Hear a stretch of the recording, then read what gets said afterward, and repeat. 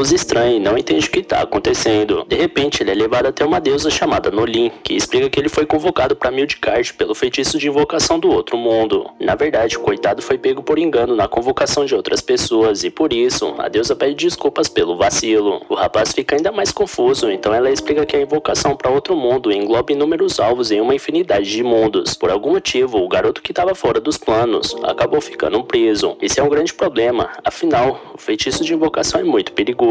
As leis desse mundo e da Terra são muito diferentes, portanto, tinha o risco de a própria Midgard entrar em colapso. E é por isso que o feitiço foi proibido. No entanto, uma nação ativou ele de novo em condições imprudentes. O garoto questiona se outros que foram invocados também vieram, mas Nolin explica que não, porque os alvos adequados do feitiço foram invocados para o Sacro Império de Sidônia, onde ele foi ativado. Enfim, o moleque pede para ser mandado de volta, mas a deusa não pode fazer isso, porque ficou tão irritada que corrigiu as coisas para que nunca mais usassem esse feitiço proibido. Além do mais, o coitado não tem nenhum corpo para voltar. Nessa hora, o cara percebe que é apenas uma esfera de luz e pergunta o que vai ser dele. Então Nolin pede para ele desistir de voltar e tentar uma vida nova em Midgard. Sem esperanças, ele pergunta se também vai ser invocado para Sidônia, mas a deusa conta que aquele lugar é muito problemático, e levando em conta que o rapaz foi parar ali por engano, certamente seria tratado muito mal no Sacro Império. Se sentindo culpada pelo que fez, ela tá pensando em mandar ele para um mundo de fantasia com seu super apoio. Por sua vez, tudo que o humano sente é ansiedade, porque enfrentar goblins e dragões não é muito sua praia. Entretanto, Nolin conta que é aí que entra o super apoio dela. Enfim, ela pede para ele mentalizar a palavra status. Feito isso, é aberto um painel com informações sobre o garoto. Ele se chama Takumi Iruma e tem 17 anos, mas não entende que negócio de classe é esse, já que ele era assalariado na sua vida antiga, mas ali diz que ele não tem classe nenhuma. Sobre isso, Nolin acredita que o passado não importa e conta que não existem assalariados em Midgard. Nesse mundo, por exemplo, existem heróis, guerreiros e magos na classe de combate. Já na classe de produção, existem os herbalistas, alquimistas, ferreiros, entre outros. Takumi conta que não é muito fã de brigas, portanto se vê mais na classe de produção. Achando esse comentário extremamente sem graça, Nolin conta que se Takumi usar as habilidades adquiridas por meio de suas ações, pode conseguir um emprego. Se o humano deseja seguir na produção, a deusa pode dar um feitiço útil para ele nesse sentido, além de magia de recuperação para ele se proteger e mais algumas coisas que podem servir nessa aventura. Dito isso, ela conjura um losango mágico e incorpora o garoto perdido. O coitado fica morrendo de dor de cabeça, porém a deusa ignora. Deseja uma boa jornada para ele no continente de Asgard e manda ele para lá sem dar maiores explicações. Algum tempo depois, uma luz em alta velocidade atravessa os céus em direção ao solo e acaba colidindo pesadamente com ele. Após se recuperar parcialmente, Takumi se levanta após a terrível experiência e vai até um lago, onde vê seu reflexo na água e não se reconhece mais. Aos poucos, percebe que essa é sua nova aparência, que é bem mais bonita do que era na vida passada. Diante disso, fica um pouco mais fácil para o garoto esquecer o passado. Ao abrir sua mala, ele verifica que tem um pouco de comida e dinheiro para passar algum tempo. Ao dar uma olhada nos status, Takumi vê a bênção da deusa Nolin e pensa que daria problema para ele se as pessoas dali descobrissem isso. Ele também nota a caixa de itens, algo que ele conhecia dos jogos de RPG que jogava na Terra. Além disso, Takumi possui magias de elementos como fogo e água, todas nível 1. Curioso, ele se pergunta se pode testar para ver se realmente consegue usar essas coisas. Como dá medo de usar magia de fogo e ele se espalhar, o garoto invoca uma bola d'água e fica impressionado. Em seguida, ele lança um corte de vento e depois uma bola de pedra. Ao fazer isso, ele repara que realmente está no mundo de fantasia. Seja como for, Takumi precisa arranjar um vilarejo para ir, então segue floresta dentro em busca de um caminho que faça sentido. Em certo momento, ele encontra um tronco e usa sua habilidade de avaliação para descobrir que é uma madeira de Trent, um recurso de alta qualidade coletado de Trents, monstros de árvore, sendo usado em cajados, itens mágicos e lanças. Vendo isso, Takumi acha que pode trabalhar com essa madeira usando sua habilidade de forja. Sem demorar, ele mentaliza uma lança e ativa a modelagem, fabricando uma lança e adquirindo a habilidade marcenaria. Já que foi capaz de usar essa madeira, Takumi avalia em volta para fazer algo parecido com as plantas locais. Ao redor, dezenas de plantas formavam o que ele enxergou como uma verdadeira mina do tesouro para a fabricação de poções e venenos. Por isso colhe uma quantidade enorme de ingredientes, mas não sabe o que fazer com isso tudo, porque certamente não caberia na sua bolsa. Takumi então lembra da sua caixa de itens, um depósito da deusa Nolin que concede limite infinito de armazenamento, então coloca os ingredientes lá dentro. Em meio a isso, uma garotinha aparece correndo desesperada e se esconde atrás dele. Acontece que um coelho chifrudo enorme estava atrás da garota, então Takumi pega sua lança para se defender. Quando o coelho ataca, o garoto fecha os olhos de pavor e desfere um golpe com sua arma. Por sorte, a lâmina pega na cabeça do animal e elimina ele. Por conta disso, Takumi ganha classe guerreiro nível 1, mesmo que ele não quisesse isso. Quando a garotinha agradece pela ajuda, ela conta que veio da Vila Borg Board. Ela estava colhendo ervas medicinais e acabou se perdendo na floresta. Escutando isso, Takumi pede para acompanhar a garotinha até a vila, o que ela aceita sem hesitar. Sendo assim, o garoto recolhe o coelho de chifre, mas percebe que fez besteira porque tinha ocultado a caixa de itens e agora deixou a garota de queixo caído com esse buraco negro. De uma forma ou de outra, ele tem que continuar. Então a garota conta que seu nome é Molly e os dois vão em direção à Vila Board. Enquanto isso, no Sacro Império Sidônia, os demais convocados olham ao redor e tentam entender de onde estão.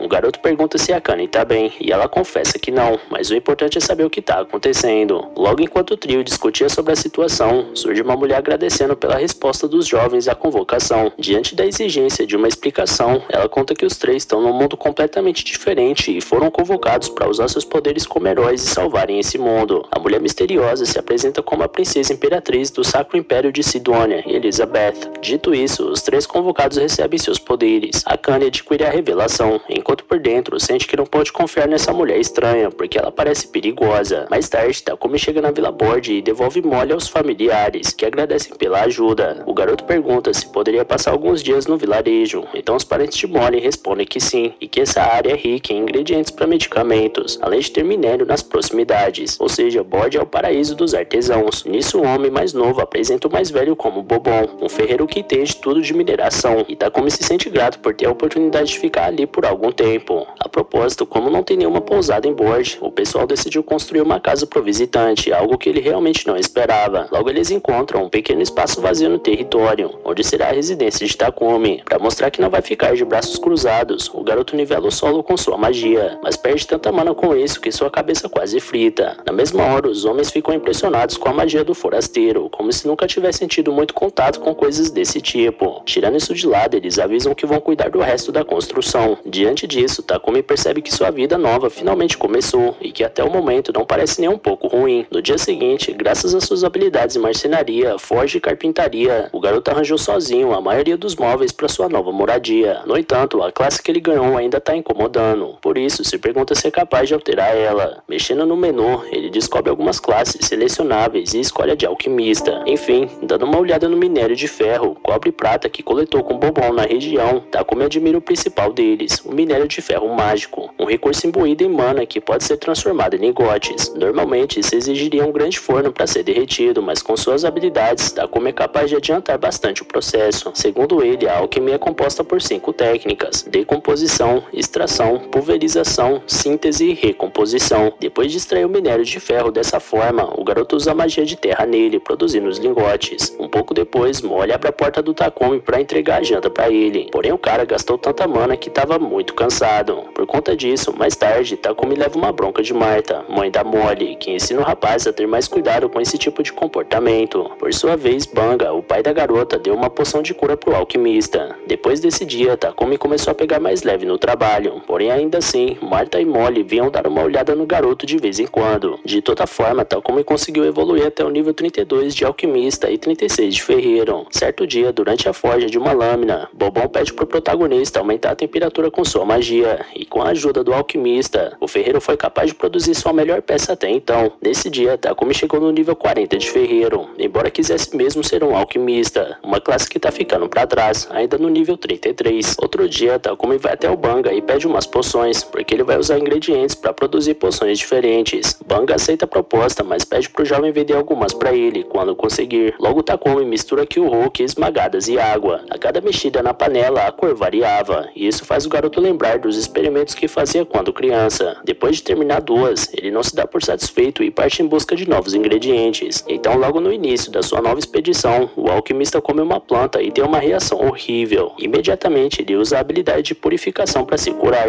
mas embora tenha sobrevivido, acaba caindo de exaustão. Mesmo esse sendo o jeito mais rápido dele ganhar resistência e aumentar a magia de luz, ele confessa que isso é difícil. Para piorar, surge um javali fortificado gigante que avança contra o garoto. Ele reage com sua lança, mas a couraça do bicho quebra a lâmina. Takumi tenta todas as magias, mas nenhuma causa dano. No meio dessa confusão, ele acaba encontrando uma aranha venenosa ferida, que ataca o javali, mas também é jogada para longe. Sem fazer ideia do que fazer, Takumi arrisca usar a magia alquimista de decomposição contra o javali, e a estratégia acaba funcionando. Mesmo ferido, o garoto vai vir como a aranha tá, porque pareceu que ela tentou ajudar ele. Por conta disso, o humano cura o aracnídeo e ganha a habilidade do domar. Então dá uma nova parceira e coloca nela o nome Kaed, porque o padrão nas costas dela parece a folha de mente Kaede, usando sua voz, a aranha diz gostar do nome, ao passo que evolui para aranha assassina e aumenta de tamanho. Ao verem que Takumi voltou para a vila com a carcaça de um javali fortificado, o povo fica de boca aberta, além de apavorados com a aranha que ele carregava nas costas. No entanto, Takumi explica que domou o aracnídeo, então a população prepara uma festa para comer o javali. À noite, durante a celebração, Banga dá os materiais do animal para a armadura de couro que Takumi pediu, e aconselha o garoto a vender o que sobrou na cidade de Bolton. No meio disso, Bang e Bobon conversam que tudo melhorou depois da chegada de Takumi. No início da manhã seguinte, em algum lugar, uma mulher observava atentamente por uma janela. Já Nolin acompanhava os passos de Takumi e gostava do que via. Outra deusa se aproxima e pergunta o que Nolin espera dele, porque além de ter dado ao garoto uma bênção especial, enviou ele para o passado, um ano antes de Sidonia ativar o feitiço de invocação. Entretanto, Nolin responde que não tem nenhum motivo específico.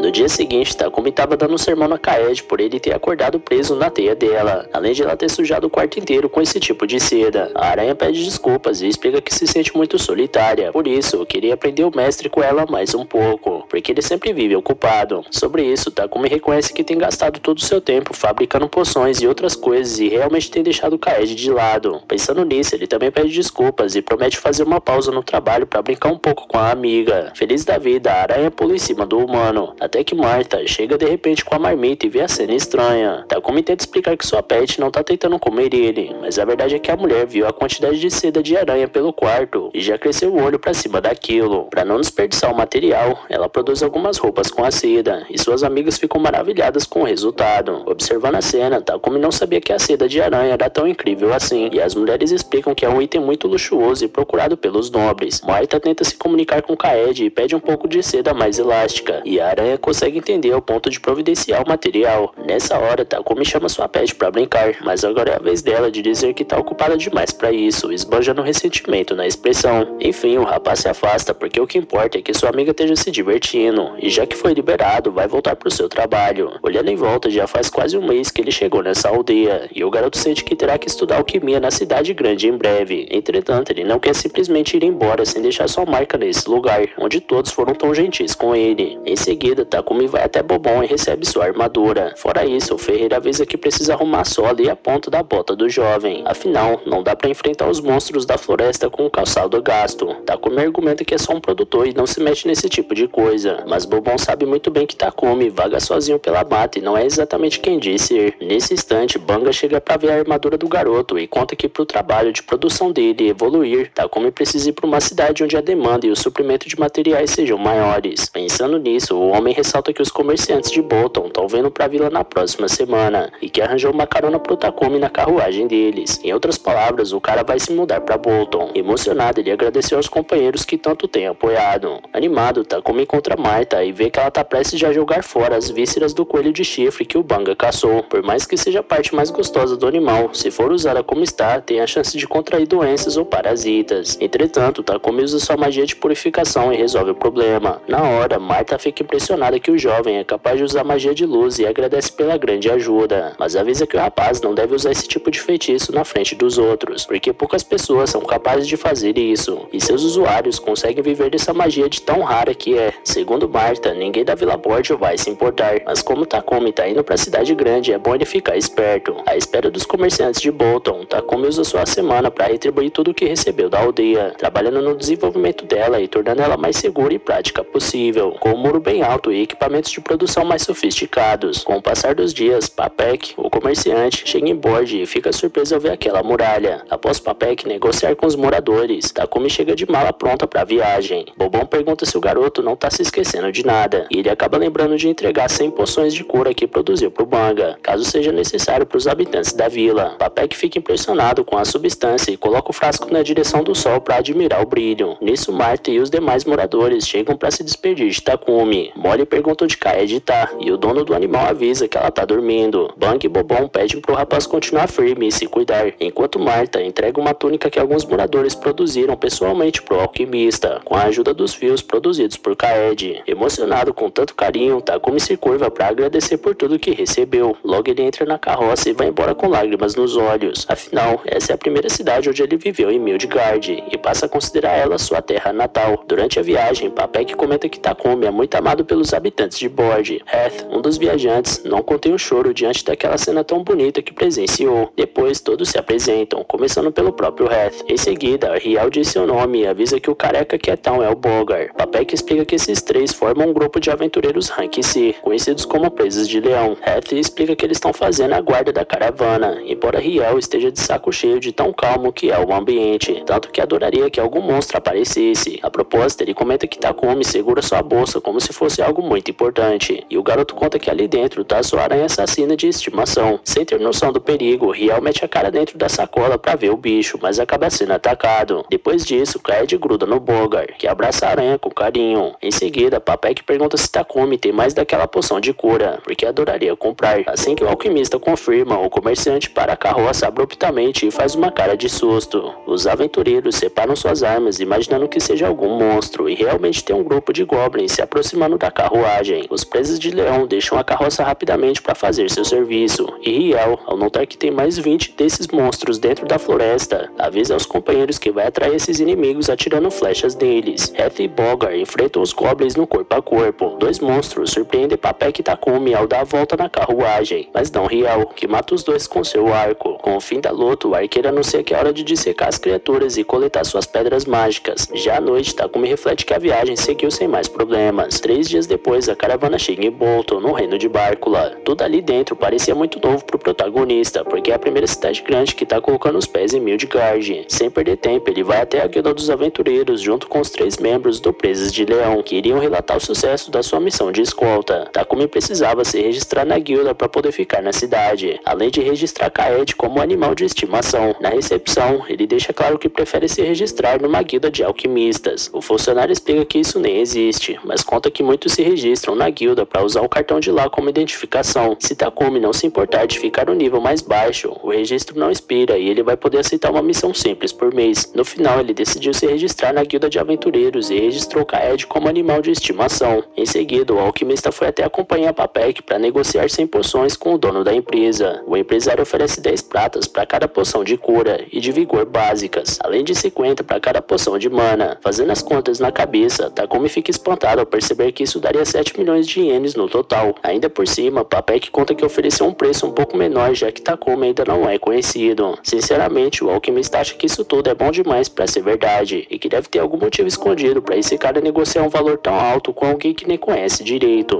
por mais que Papek não pareça ser do tipo trambiqueiro. A propósito, o empresário fala sobre a residência do alquimista. Se Takumi planeja se estabelecer como produtor, seria interessante ele morar em uma casa ou numa oficina. Takumi avisa que não tem grana para isso, mas Papek faz questão de apresentar uma propriedade que cobra aluguel. Para isso, ele chama Thomas, seu funcionário, e pede para ele levar o forasteiro até sua nova moradia. Na sequência, Takumi é levado para uma verdadeira mansão e perde a linha totalmente, porque jamais imaginaria que poderia viver num lugar assim. Thomas conta que o aluguel é 1 ouro e 50 pratas por mês. Como isso é bem mais barato do que imaginava, Takumi pergunta se alguém morreu dentro dessa pocilga, e o funcionário explica que não. Olhando em volta, o alquimista percebe um depósito e planeja usar como oficina, e pensa em pagar o aluguel com o dinheiro do contrato de poções. Kaed acorda e pergunta onde eles estão, e o mestre explica que esse é o novo lar deles. Thomas pergunta o que o garoto resolveu, e ele acaba ficando com a casa. Sendo assim, os dois saem do terreno da casa, e Thomas avisa que os preparativos para a mudança serão feitos amanhã. De repente, um cheiro ruim chama a atenção de Takumi, e Thomas conta que é um esgoto que tem tomado conta da cidade. Os nobres até usam dispositivos mágicos para lidar com o esgoto em suas mansões, mas os pobres não podem dizer o mesmo. Afinal, esses dispositivos de purificação precisam ser escavados em masmorras ou ruínas antigas, ou seja, são muito caros. Alguns sacerdotes são contratados para purificar o esgoto uma vez ou outra, mas nenhuma medida é definitiva. No dia seguinte, Takumi se muda e monta sua oficina. Lá ele deixa o reparo das paredes externas para depois, porque queria resolver outra questão antes. Com isso em mente, ele mistura o quartzo na argila que comprou da companhia Papek e usou magia para moldar. Quando o produto secou, o alquimista adicionou calor e usou a magia espaço-tempo para reduzir o tempo necessário para queima. Após muito trabalho, ele evoluiu um nível de alquimia e magia de luz, mas consumiu tanta mana que ficou só a capa do Batman. De toda forma, conseguiu o que queria. No seu banheiro, agora tem uma privada do mais alto nível. No meio da celebração, o garoto ouve gritos do Papek, então corre até o local do barulho. Lá o comerciante estava cheio de teia. Segundo Kaed, as pessoas adoram essa recepção, mas Takumi retruca que só as crianças do vilarejo gostam disso. Mesmo assim, Papek está extremamente confortável por conta da textura da teia. Depois de soltar o empresário, Takumi pede perdão pelo inconveniente, mas Papek diz que não é nada. Em seguida, ele pede para usar o banheiro, mas antes de usar, fica assustado com o assento que tinha lá dentro. Takumi conta que é um vaso sanitário e que conectou um dispositivo mágico para decompor a excreção através de uma purificação que limpa a água e deixa ela com uma pequena quantidade de substância inorgânica. Impressionado, Papek pergunta se o jovem tem aptidão para magia de luz, mas como lembrou que Martha pediu para ele não explanar isso para todo mundo,